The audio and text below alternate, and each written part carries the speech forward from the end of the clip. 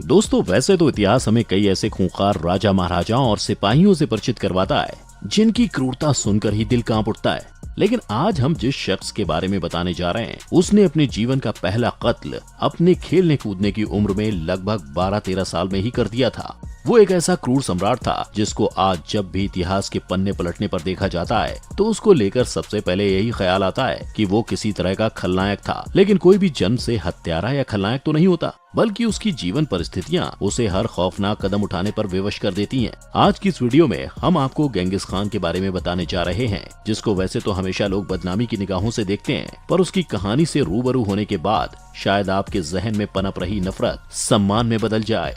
दोस्तों, जो हमें आज के इतिहास के पन्नों में बताया जाता है, उसके हिसाब से गेंगिस खान एक ऐसा क्रूर इंसान था जिसने अपने जीवन में न जाने कितने लोगों को मौत के घाट उतार दिया था। जो कोई भी उसकी सफलता के रास्ते में रुकावट बनता था, उसे वो अपने रास्ते से हटाने में जरा भी नहीं सोचता था, फिर चाहे वो उसका कितना ही खास क्यों ना हो। क्रूर सम्राट की उपाधि पाने वाले इस गेंगिस खान का जन्म 1168 में ओनोर नदी के किनारे बसने वाले बोर्जिगिन नाम के एक कबीले के लीडर एसुगेई चिफ्तेन के घर में हुआ था। बच्चे के जन्म के बाद माता पिता ने बड़े प्यार से इस बच्चे का नाम तेमुजिन रखा था। सामान्य बच्चों की तरह तेमुजिन का भी पालन पोषण हो रहा था और उस समय बाल विवाह की परंपरा थी। इसलिए एक दिन जब तेमुजिन के पिता अपने 9 साल के बेटे की शादी तय करके वापस अपने कबीले लौट रहे थे, तो रास्ते में ही उन्हें किसी दूसरे कबीले के सरदार ने छल से जहर दिया और उस जहर के कारण ही रास्ते में तेमुजिन के पिता की मृत्यु हो गई। अब जिस घर में किसी बच्चे के पिता की मौत हो जाए तो उस घर में तो मुसीबतों का पहाड़ ही टूट पड़ता है।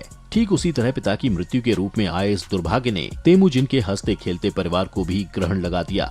उसके पिता की मृत्यु के बाद सब कुछ पहले से विपरीत हो गया। जो लोग उनकी किसी बात को नहीं टालते थे, वही लोग अब उनसे मुंह फेर कर चलने लगे। सत्ता पलट की वजह से हालात तो यहाँ तक बिगड़ गए थे कि कबीले के इन लोगों को कबीले से बाहर मंगोलिया के जंगल में जंगली जानवरों के हवाले भूखे प्यासे मरने के लिए छोड़ दिया गया था। तेमुजिन का परिवार अब खाने के लिए एक एकने वाले का मोहताज होने लगा। वो लोग किसी तरह जंगली फल फूल और छोटे मोटे जानवरों का शिकार करके किसी तरह अपना पेट भरने लगे। आखिर उनके पास और कोई चारा भी कहाँ था।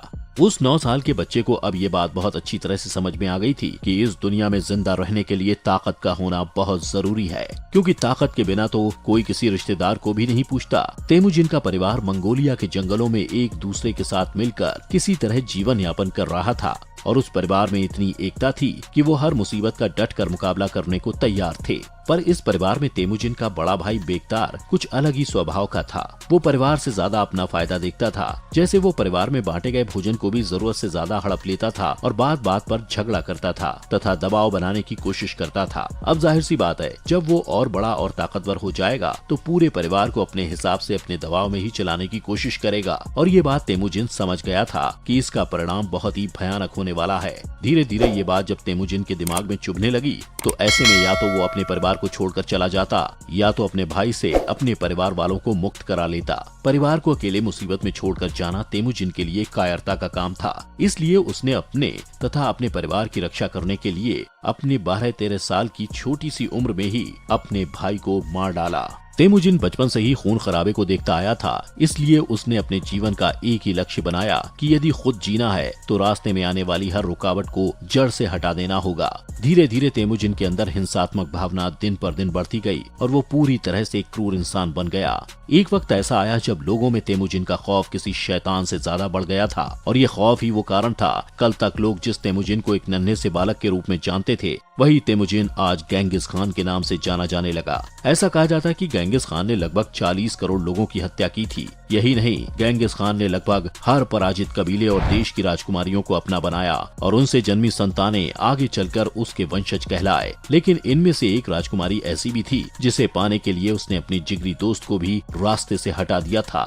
ये घटना गेंगिस खान की उस बीबी से संबंधित है जिसके साथ इसके पिता ने इसकी शादी तय की थी। इसका नाम बोटे था। गेंगिस खान की सबसे पहली पत्नी बोटे को उसके कबीले 3 मार्केट से वापस लाने के लिए इसके बचपन के जिगरी दोस्त जमुखा ने इसकी सहायता की। जमुखा एक बहुत बड़ी फौज का मालिक था और गेंगिस खान ने अपने दोस्त जमुखा की सहायता से उस कबीले पर रात के अंधेरे में हमला कर दिया और उस कबीले के लगभग सारे लोगों को मारकर अपनी बीबी को हासिल किया। इस लड़ाई में उसने औरतों और मासूम बच्चों तक को नहीं छोड़ा, यहाँ तक कि 6-6 महीने के बालकों का भी उसने सीना चीर दिया था। और इस तरह की लड़ाई उसकी क्रूरता को बयान करने के लिए काफी है। लेकिन कुछ समय बाद गेंगिस खान ने अपने इस जिगरी दोस्त को भी मार डाला, क्योंकि जब जमुखा के कबीले वालों ने गेंगिस खान के युद्ध कौशल और बहादुरी को देखा तो कुछ लोग उसी को अपना सरदार मानने लगे। धीरे धीरे कबीले के और लोग भी गेंगिस खान को ही अपना सरदार बनाने का विचार करने लगे। इस बात की भनक जब जमुखा को लगी तो उसे अपनी गद्दी छिन जाने का डर सताने लगा और इसी वजह से जमुखा ने गेंगिस खान की फौज पर हमला कर दिया और उसके कुछ सैनिकों को बुरी तरह खौलते तेल में डालकर मार डाला। इस बात से गेंगिस खान को जमुखा पर इतना गुस्सा आया कि उसने जल्द से जल्द जमुखा को अपने रास्ते से हटाना ही ठीक समझा, क्योंकि अगर वो उसे बिना मारे छोड़ देता तो आगे चलकर जमुखा गेंगिस खान के लिए खतरा बन जाता और इस तरह से गेंगिस खान ने अपने बचपन के दोस्त जमुखा का कत्ल कर दिया। हमारे इतिहास में तो ये बताया गया है कि गेंगिस खान ने अपने प्रिय दोस्त की हत्या की थी, पर उसके पीछे की कहानी कितनी गलतफहमी और आक्रोश से भरी हुई थी ये हमसे हमेशा छुपाई गई और शायद इसीलिए हमारे जहन में गेंगिस खान को लेकर ऐसी छवि बनी हुई है। इसी तरह की कई लड़ाई लगातार जीतने के बाद पूरा मंगोलिया शासन गेंगिस खान का हो गया।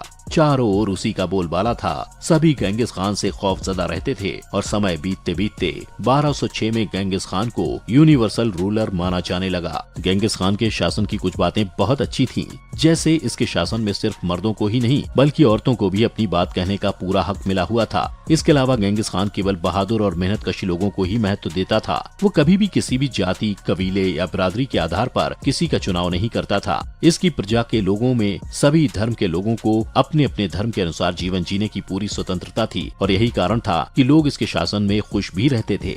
पर अब यहाँ सोचने वाली बात ये है कि जब सब कुछ सही चल रहा था तो आखिर किस तरह ये सबसे क्रूर और निर्दयी राजा माना जाने लगा। इतिहास गवाह है कि कोई भी व्यक्ति राजा बनने के बाद अपने राज्य का विस्तार करना चाहता है और ठीक इसी तरह गेंगिस खान ने भी अपने राज्य का विस्तार करने के लिए सबसे पहले चाइना को ही चुना। गेंगिस खान ने सबसे पहले अपनी पूरी ताकत और सेना समेटकर चाइना पर हमला किया और 1210 से 1215 के बीच में चाइना के जिया और जिन राज्य का नामो निशान पूरी तरह से मिटा दिया।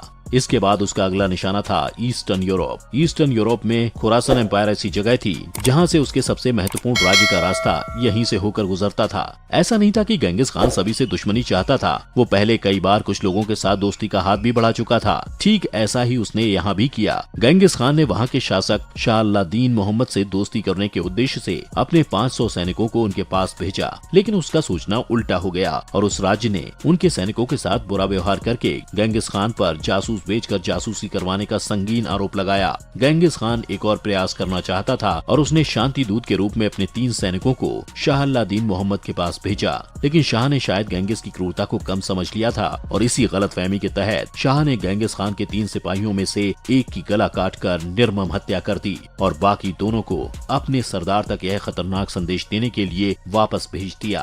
अब अपने ही सैनिक का कटा हुआ सर देखकर गेंगिस खान का खून खौल उठा और उसने शाह के पूरे राज्य को नेस्तनाबूद कर दिया। शाह के मरने के बाद गेंगिस खान ने शाह के बेटे का पीछा नहीं छोड़ा, बल्कि वो शाह के बेटे जलालुद्दीन मोहम्मद के खून का प्यासा बना हुआ था। जलालुद्दीन दिल्ली के बादशाह इल्तुतमिश के पास शरण मांगने गया, लेकिन गेंगिस खान जैसे खूंखार व्यक्ति से कोई भी बिना वजह दुश्मनी नहीं लेना चाहता था और इसी कारण इल्तुतमिश ने जलालुद्दीन मोहम्मद की मदद करने से मना कर दिया और फिर भागते भागते वो इंडस नदी तक पहुंच गया, जहां पर गेंगिस खान ने उसकी हत्या कर दी। अब यहाँ चौंकाने वाली बात ये भी है कि आखिर शाह के बेटे को मारने के बाद गेंगिस खान ने हिंदुस्तान पर अपना कब्जा क्यों नहीं किया। इसका कारण ये है कि हिंदुस्तान से गेंगिस खान की कोई दुश्मनी नहीं थी। अगर उसकी सभी लड़ाइयों को देखें तो उन सभी से यही पता चलता है कि उसने जितनी भी लड़ाइयाँ लड़ी वो सभी किसी न किसी बदले के कारण ही लड़ी। बचपन में उसके पिता की हत्या पहली घटना थी जिसने उसके जीवन को इतना क्रूर बना दिया। ये बात 100% सच है कि गेंगिस खान हमेशा हर एक साम्राज्य के साथ संधि बनाकर चलना चाहता था और उसने किसी भी जंग से पहले कई बार समझौते के प्रयास किए। लेकिन अब अगर आप किसी अव्वल दर्जे के सम्राट के सम्मान को ठेस पहुंचाएंगे और फिर ये कामना करेंगे कि वो सम्राट आपको कुछ भी न कहे, तो हमारी समझ से इससे बड़ी बेवकूफी तो कोई हो ही नहीं सकती। हालांकि हम ये नहीं कह रहे कि गेंगिस खान पूरी तरह सही था, बल्कि हमारे कहने का मतलब ये है कि शायद वो इतना भी गलत नहीं था जितना हम उसे मानते हैं। हालांकि परिस्थितियों के मारे गेंगिस खान को लेकर आपके क्या विचार हैं, हमें नीचे कमेंट करके जरूर बताइएगा। आज के लिए बस इतना ही। उम्मीद है आपको हमारी आज की यह वीडियो काफी पसंद आई होगी और दोस्तों ऐसे ही इंटरेस्टिंग वीडियोस को लगातार देखने के लिए हमारे चैनल को शेयर और सब्सक्राइब करना बिल्कुल ना भूलें।